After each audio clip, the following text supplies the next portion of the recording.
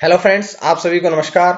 मैं हितेश कुमार एक बार फिर से आप सभी का ज्ञानकोश यूट्यूब चैनल में स्वागत करता हूं। आज है 21 दिसंबर और 21 दिसंबर से जितनी भी करंट अफेयर्स बनेंगी वो हम आज की वीडियो में चर्चा करेंगे। इस वीडियो का पीडीएफ आपको ज्ञानकोश टेलीग्राम चैनल के पर मिल जाएगा या ज्ञानकोश नाम से ही फेसबुक पेज है, आप लोग वहां से भी इसके पीडीएफ को डाउनलोड कर सकते हैं। तो चलिए शुरू करते हैं आज की कुछ महत्वपूर्ण करंट अफेयर्स।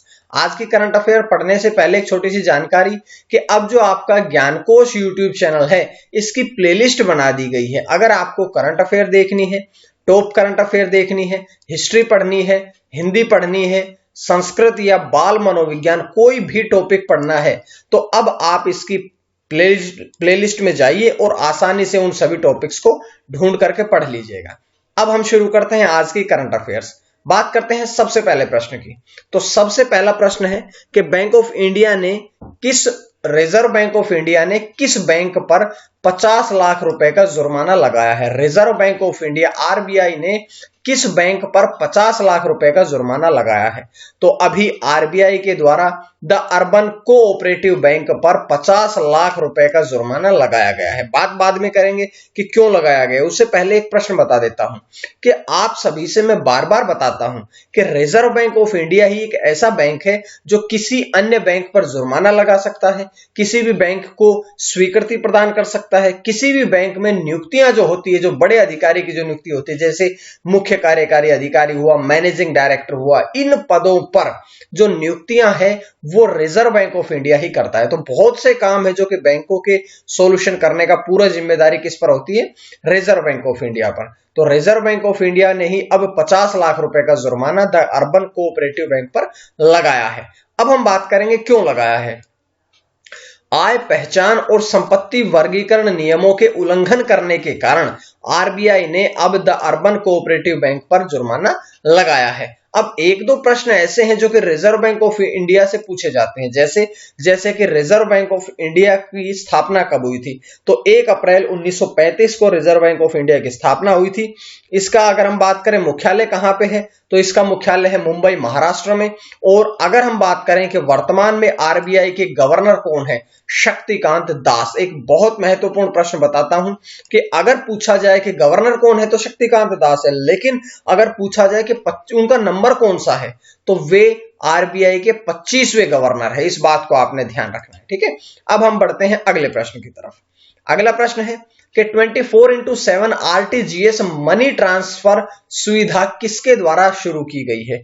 तो अब जो ये 24x7 आरटीजीएस सुविधा है ये किसके द्वारा शुरू करी गई है, तो ये शुरू करी गई है पेटीएम के द्वारा। पेटीएम सोशल मीडिया एक ऐप है जिस पर, या आप परचेज भी बोल सकते हैं, बहुत सी सोशल मीडिया पर यह कार्य करती है, जिसने अब 24x7 आरटीजीएस मनी ट्रांसफर सुविधा शुरू करी है। थोड़ी जानकारी और पढ़ते हैं। जैसे कि इस सुविधा के द्वारा क्या होगा।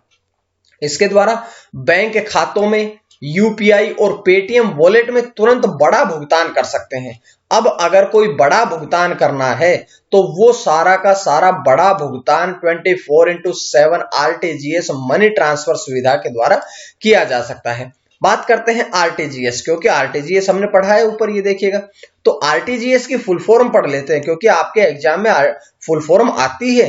तो आरटीजीएस की फुल फॉर्म पढ़ें, real time gross settlement. Real time gross settlement जो है वो है आरटीजीएस की फुल फॉर्म पे आपने पूरा ध्यान देना है। अब एक फुल फॉर्म और बताता हूं पेटीएम की। पेटीएम तो हम ऐसे बोलते हैं पेटीएम, लेकिन पेटीएम की फुल फॉर्म क्या होती है? पेटीएम की फुल फॉर्म होती है पे थ्रू मोबाइल के द्वारा भुगतान। हिंदी में बोलते हैं मोबाइल के द्वारा भुगतान, ये इसकी फुल फॉर्म होती है। बात करते हैं पेटीएम की स्थापना कब हुई थी, तो अगस्त 2010 में, यानी कि 10 साल पहले इसकी स्थापना हुई थी। इसका मुख्यालय कहां है? नोएडा, उत्तर प्रदेश में है। और इसके संस्थापक कौन थे, तो इसके संस्थापक है विजय शेखर शर्मा। विजय शेखर शर्मा जो थे वो इसके संस्थापक भी रह चुके हैं, ठीक है। अब ये जानकारी है इससे भी देखिएगा, ध्यान रखिएगा। मैं आपको ये करंट अफेयर है ये तुरंत पूरी तरह से डिटेल में देता हूं, और अगर आपको ये अच्छी लगती है तो आप लोग इसको लाइक कर सकते हैं, शेयर कर सकते हैं, दोस्तों को बता सकते हैं चैनल के बारे में, ताकि चैनल जब चलेगा तो मैं आप लोगों के लिए और भी बहुत सी जानकारियां लेके आता रहूंगा। तो आप लोग थोड़ा ये सहयोग करें। उसके बाद अगला प्रश्न है कि किस राज्य द्वारा फ्लैक्स, बैनर और बोर्ड और पोस्टर, फ्लैक्स, बैनर, बोर्ड और पोस्टर के उपयोग पर पूरी तरह से प्रतिबंध लगा दिया गया है। तो ऐसा कौन सा राज्य बना है भारत देश में जिसने जो ये होते हैं ना प्रचार के लिए फ्लैक्स, बैनर, बोर्ड और पोस्टर, इन सभी के उपयोग पर पूर्णतः प्रतिबंध लगा दिया गया। तो ऐसा कौन सा राज्य बना है? ये बना है नागालैंड राज्य। नागालैंड राज्य में अब जो ये प्रचार के लिए फ्लैक्स बनवाए जाते हैं, बैनर बनवाए जाते हैं, बोर्ड बनवाए जाते हैं, पोस्टर बनवाए जाते हैं, इन सभी पर पूरी तरह से प्रतिबंध लगा दिया है। और नागालैंड सरकार द्वारा ये कार्य किया गया। क्यों किया गया? क्योंकि सरकार ने ये माना है कि ये जो बैनर, फ्लैक्स, बोर्ड, पोस्टर होते हैं, इनमें पॉलीविनाइल क्लोराइड, पीवीसी प्लास्टिक बहुलक से बने होते हैं। और ये पीवीसी प्लास्टिक बहुलक जो है ये एक बायोडिग्रेडेबल सामग्री है, यानी कि ये नष्ट होने वाली सामग्री नहीं है। अगर इसको जमीन में दबाओगे तो भूमि प्रदूषण करेंगे, ये हजारों सालों तक पड़े रहेंगे, ये खराब नहीं होंगे, ये बायोडिग्रेडेबल नहीं होंगे। ठीक है, बात करेंगे कि ये जो अगर इसको जलाया जाता है तब भी ये हानिकारक विषाक्त पदार्थ छोड़ता है। तो इस सब बातों को ध्यान में रखते हुए कि भूमि प्रदूषण और वायु प्रदूषण को कम करने के लिए ही नागालैंड सरकार ने फ्लैक्स, बैनर, बोर्ड, पोस्टर के उपयोग पर पूरी तरह से प्रतिबंध लगा दिया गया है। बात करते हैं अगले प्रश्न की। अगला प्रश्न है कि धान के पुआल ब्रिकेटिंग प्लांट का उद्घाटन जो है वो किसके द्वारा किया गया? तो ये धान का जो पुआल ब्रिकेटिंग प्लांट है ये उद्घाटित किया गया है अमरिंदर सिंह। अमरिंदर सिंह जो है पंजाब के मुख्यमंत्री हैं कांग्रेस पार्टी से। अब उन्होंने ही इस ब्रिकेटिंग प्लांट का उद्घाटन किया है। देखिएगा ऑप्शन ए में लिखा है मनोहर लाल खट्टर। बताइए कहां के मुख्यमंत्री हैं? तो मनोहर लाल खट्टर जो है वो हरियाणा के मुख्यमंत्री हैं। अरविंद केजरीवाल जो है वे दिल्ली के मुख्यमंत्री है और अशोक गहलोत का संबंध राजस्थान से है। तो ये चारों के चारों ही मुख्यमंत्री रह चुके हैं। इन सभी के बारे में पूरी जानकारियां दी है, लेकिन अभी से थोड़ी जानकारियां और पढ़ते हैं। जैसे कि हम पढ़ते हैं कि पंजाब के मुख्यमंत्री अमरिंदर सिंह द्वारा यह उद्घाटन किया गया। कहां पर स्थित है? तो ये पटियाला के कुलबुरछा गांव में स्थित है।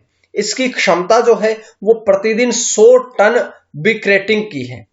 अनुमानित लागत 5.5 करोड़ रुपए है। ठीक है, तो ये जानकारी मैंने इसके बारे में दी, लेकिन ये तो पंजाब के मुख्यमंत्री द्वारा उद्घाटन किया गया है।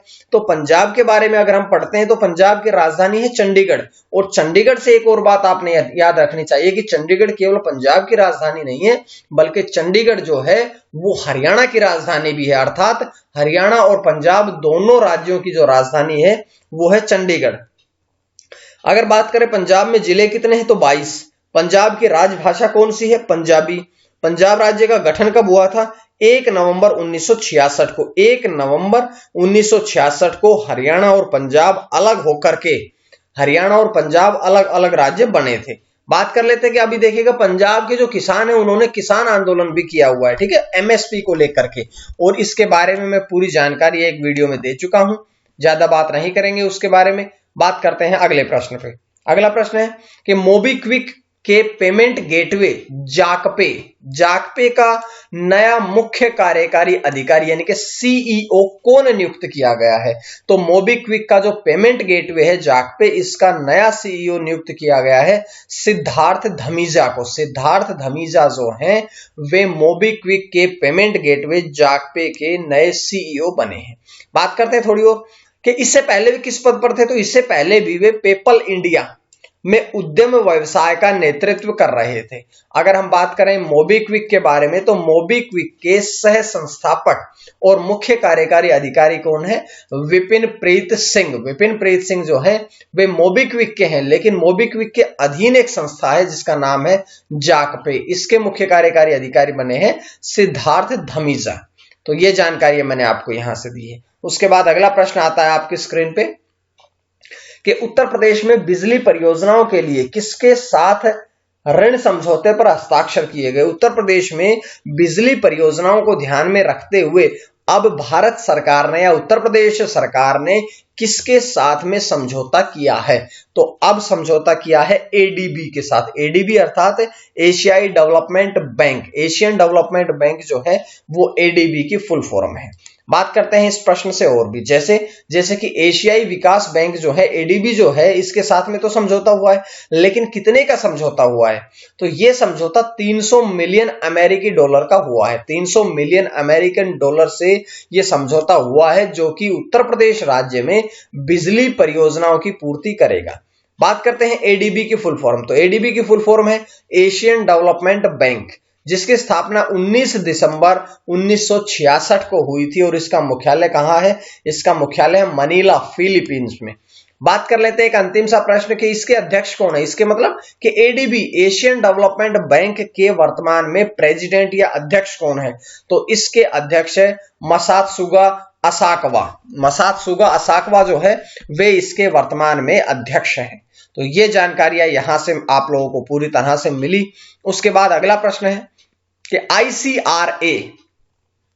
आईसीआरए रेटिंग एजेंसी ने 2021 वित्त वर्ष में भारत की जीडीपी का अनुमान कितना लगाया है? तो भारत की जो जीडीपी का अनुमान लगाया गया है वो लगाया गया है 7.8% नकारात्मक, यानी कि ऑप्शन डी जो है ये सही रहेगा। अभी तक जो 2021 में जितनी भी रेटिंग एजेंसी ने भारत का जीडीपी का अनुमान लगाया है सभी ने नकारात्मक लगाया है, इस बात को ध्यान में रखता है। उसके बाद में 2022 में जरूर पॉजिटिव लगाया है, लेकिन 2021 में जितनों ने भी जीडीपी का अनुमान लगाया है वो सारे के सारे नकारात्मक अनुमान ही लगाया गया है। तो थोड़ी जानकारी और प्राप्त करते हैं यहां से,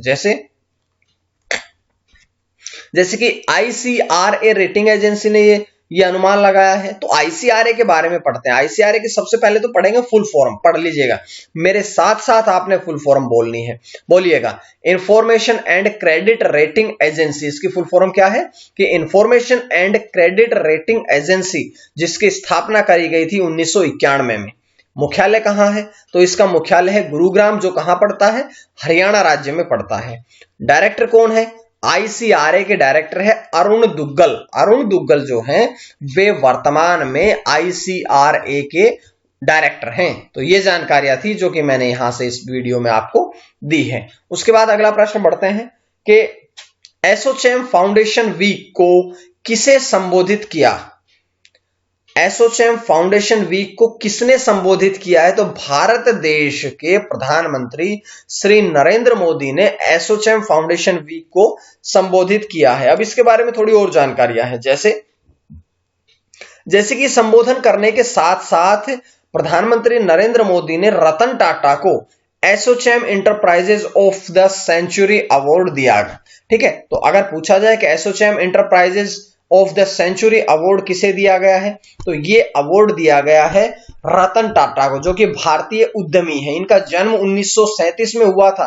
कल की वीडियो में इनके बारे में बता चुका हूं। पद्म भूषण पुरस्कार इन्हें दिया गया 2000 में और पद्म विभूषण पुरस्कार दिया गया था रतन टाटा को 2008 में। ये आप पिछली वीडियोस पे जरूर चर्चा करें, और जब आपको ये सारी वीडियोस एक दूसरे से आप लिंक करके देखेंगे तो आपको बहुत सी जानकारी आपको ऑटोमेटिक मिलती चलेगी। बात कर लेते हैं कि एसोचैम जो है वो भारतीय उद्योग के लिए ज्ञान का केंद्र भी बन चुका है। एसोचैम की फुल फॉर्म पढ़ते हैं। देखिएगा, मैं आपको दिन में कम से कम 3 से 4 फुल फॉर्म डेली पढ़ाता हूं, तो ये आपने साथ साथ पढ़नी है। आप इनको बिल्कुल इग्नोर नहीं कर सकते। क्यों? क्योंकि इनको इग्नोर करेंगे तो एग्जाम में आपके ये मिलेंगे आपको, तो आपको दिक्कत होंगी। तो इसलिए आप एक बार मेरे साथ साथ रिवाइज जरूर करते चलिएगा। एसोचैम अर्थात associated chambers of commerce and industry of India, ये इसकी फुल फॉर्म होगी। मुख्यालय कहां है? तो इसका मुख्यालय है नई दिल्ली में।